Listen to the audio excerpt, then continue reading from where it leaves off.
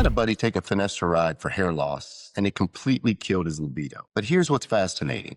When we fixed it, we discovered the real problem wasn't what everyone expected. Most people think low libido is just about low testosterone, but I'm going to show you the 5-step protocol that actually works, including 3 peptides your doctor probably won't tell you about.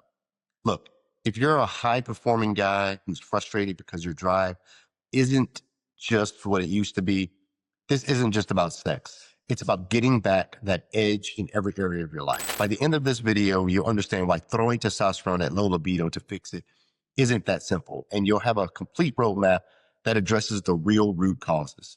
From lifestyle changes most guys ignore to cutting-edge peptide therapies that target your brain's desire pathways. I've worked with hundreds of men who thought they were broken, only to discover they were just addressing the wrong things in the wrong order. So let me break this down for you.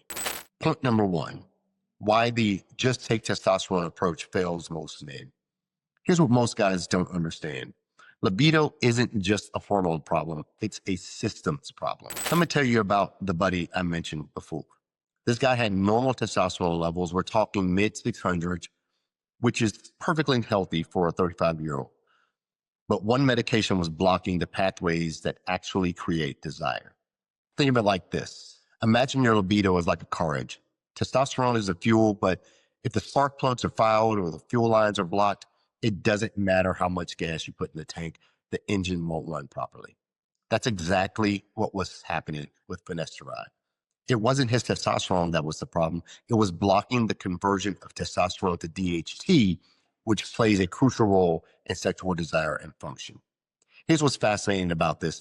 Unlike medications like Viagra, which focus on blood flow, real libido issues often stem from the brain's pathways associated with sexual desire. Before you ever step foot in a hormone clinic, you need to understand that libido is a complex interplay between your brain, your hormones, your blood flow, your stress levels, and even your relationship dynamics. That's why we need a systematic approach. Point 2, the foundation protocol. 4 lifestyle factors that actually move the needle. Let's break this down. These aren't the boring basics everyone talks about. These are the specific interventions that regulate the hormones that create desire. Sleep, the hormone reset. Aim for 7 to 9 hours. But here's why this matters.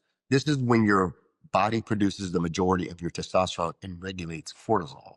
Think of sleep as your nightly hormone optimization session. When you're sleep deprived, your testosterone can drop by 10 to 15% in just 1 week. But it's not just about testosterone. Poor sleep also elevates cortisol, which directly suppresses libido.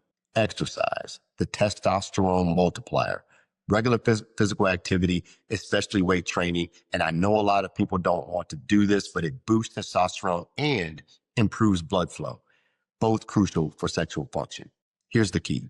Compound movements like squats, deadlifts, and bench press create the biggest hormonal response. We're talking about 15 to 20% response in testosterone levels immediately after training, and consistent training can maintain higher baseline levels. All right, next, diet, the building blocks. Focus on a balanced diet with plenty of fruits, vegetables, and lean proteins. And here's what's interesting from the research.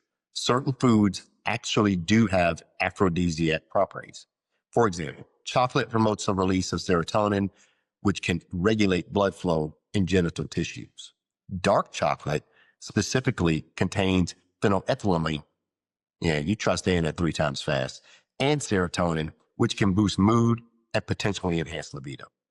Stress management, the libido killer. Stress can significantly impact libido more than almost anything else. When you're chronically stressed, your body produces excess cortisol, which directly suppresses testosterone production. It's like having your foot on the brake while trying to accelerate. Explore stress-reducing activities like meditation, yoga, or spending time in nature. Even 10 minutes of deep breathing can lower cortisol levels measurably. So point 3, the communication factor most men completely ignore. And I'm laughing because this is huge. Here's a big one that makes guys uncomfortable, but if you don't talk about it, it's going to make everything much more difficult. Open communication with your partner about needs and desires, and working together to address relationship issues that may be affecting your sex life is crucial. I've seen guys with perfect hormone levels who still struggle because they never address the relationship dynamics. Think about it. If there's tension, resentment, or lack of emotional connection, your brain isn't going to be interested in sex, regardless of how optimized your hormones are. This isn't just about having the talk. It's about creating an environment where desire can actually flourish. Research shows that anxiety, relationship difficulties, and emotional stress can significantly impact libido. Individual counseling can help address negative views about sex and self-esteem issues that might be contributing to low libido. Here's a practical framework. Schedule regular check-ins with your partner where you can openly discuss what's working and what isn't, without judgment. Sometimes the libido issue is actually a symptom of deeper relationship issues that need professional attention. Point 4, the medical factors your doctor should be checking. Low libido can be a symptom of various medical conditions. Low testosterone, yes, but also thyroid problems, hormonal imbalances, and medication side effects. So let's do a medication audit here. Some medications can affect libido significantly, like my buddy with finasteride. This medication, commonly prescribed for hair loss, can kill libido in some men. But it's not just finasteride. Antidepressants, particularly SSRIs, can dramatically reduce sexual desire. Blood pressure medications, antihistamines, and even some supplements can interfere with sexual function. So here's what you need to do. Make a list of your medication and supplements you're taking and discuss with your doctor if any might be contributing to low libido. Sometimes there are alternatives that don't have any of these side effects. So the mental health component, let's talk about that. Address any mental health concerns like anxiety or depression, as they can significantly impact sexual desire.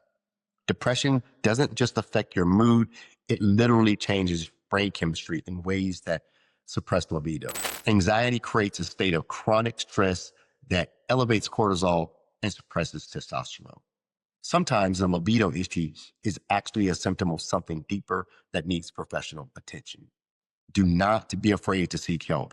Individual or couples therapy can help you work through relationship issues, address psychological factors, and develop coping mechanisms. Now, if you're thinking about exploring more advanced options and you want to work with a team that understands the complete picture of men's health, this is where having the right medical guidance becomes crucial. At Game Day Men's Health in downtown Houston, Katy, and Memorial, we work with men who want a comprehensive approach that goes beyond just throwing hormones at the problem. We understand that restoring your libido and energy requires addressing multiple factors: hormonal, psychological, and lifestyle related. Our personalized approach has helped hundreds of men reclaim their vitality and confidence. Check out GameDayMen'sHealth.com/downtown-Houston-TX to learn more about our comprehensive assessment process. Point 5, the advanced protocol. 3 peptides that target your brain's desire pathways. Now here's where it gets interesting. These are the peptides that can potentially help with low libido that most doctors maybe won't tell you about. PT141, the brain-based solution. This peptide has been widely discussed for its potential to boost libido in both men and women by acting on the central nervous system, specifically the melanocortin receptors in the brain. Now you try saying that 3 times fast. Studies suggest it can improve sexual desire, arousal, and orgasm intensity. Here's what makes PT141 different. Unlike medications like Viagra, which focus on blood flow, PT141 targets the brain's pathways associated with sexual desire. It's working on a neurological level, essentially telling your brain to be interested in sex again. It's typically administered via subcutaneous injection or nasal spray. All right, next, oxytocin, the love hormone. Often called the love hormone, oxytocin is naturally produced in the body and plays a role in social bonding and intimacy.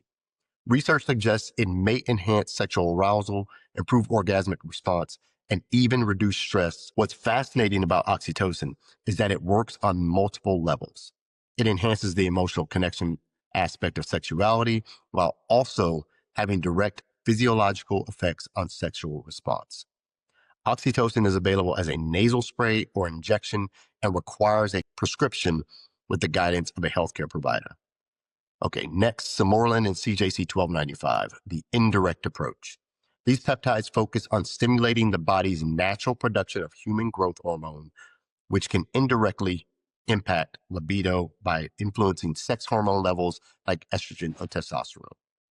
As we age, growth hormone production naturally declines, and this can affect overall vitality and sexual function. Sermorelin typically involves daily injections, as does CJC 1295, though there may be additional ways to administer them that can provide longer lasting effects with less frequent administration. The key is working with the medical professional to determine the right protocol for your individual needs. Okay, point 6, the safety first approach to advanced therapies. Here's what's crucial. Consult a healthcare professional before you administer any of these peptides. They're generally safe, but you want to involve a medical professional, especially if you're combining them with any sort of hormone improvement like estrogen, progesterone, or testosterone. You really want to have somebody monitoring you on an ongoing basis to make sure you're getting the right dosage and it's affecting you the correct way. A medical professional can help you identify underlying issues, assess your overall health and hormone levels, and determine if peptide therapy is right for your individual needs. As I mentioned, generally peptides are safe and considered safe to use under medical supervision, but there may be some side effects which may vary depending on the specific peptide and method of administration. But these could include flushing, headaches, nausea, or injection site reactions. Again, if you're under a medical professional's care, these can be managed effectively. Peptide therapy is not a one-size-fits-all solution. The effectiveness can vary from person to person. It's essential to follow your doctor's instructions regarding dosage and administration and really report any side effects that you may have while using them. So here's what we've covered. Addressing your libido often requires a multifaceted approach that involves lifestyle adjustments, addressing emotional or relationship issues, and potentially medical treatments, including peptide therapy, depending on the underlying causes. The key is understanding that this isn't about taking something, it's about optimizing the entire system that creates desire and sexual function. Start with the foundation: sleep, exercise, diet, and stress management. Address any relationship issues through open communication. Work with the healthcare provider to rule out medical causes and medication side effects. And if you're ready to explore advanced options like peptide therapy, make sure you're working with someone who understands the complete picture. So if you're ready to take control of your sexual health and reclaim the drive and energy that makes you feel like yourself again, don't wait another day. The comprehensive approach we've discussed today isn't just theory. It's exactly what we implement with our patients at Game Day Men's Health in downtown Houston, Katy, and Memorial. Our team understands that restoring libido requires addressing the whole person, not just prescribing a pill. We combine advanced peptide therapies with hormone optimization and lifestyle coaching to give you lasting results. Your confidence, your relationship, and your overall quality of life are too important to leave to chance. Visit GameDayMen'sHealth.com/downtown-Houston-TX to schedule your comprehensive assessment and start your journey back to your peak sexual self. And make sure to subscribe for more cutting edge content and optimizing your men's health and vitality. Have a great one.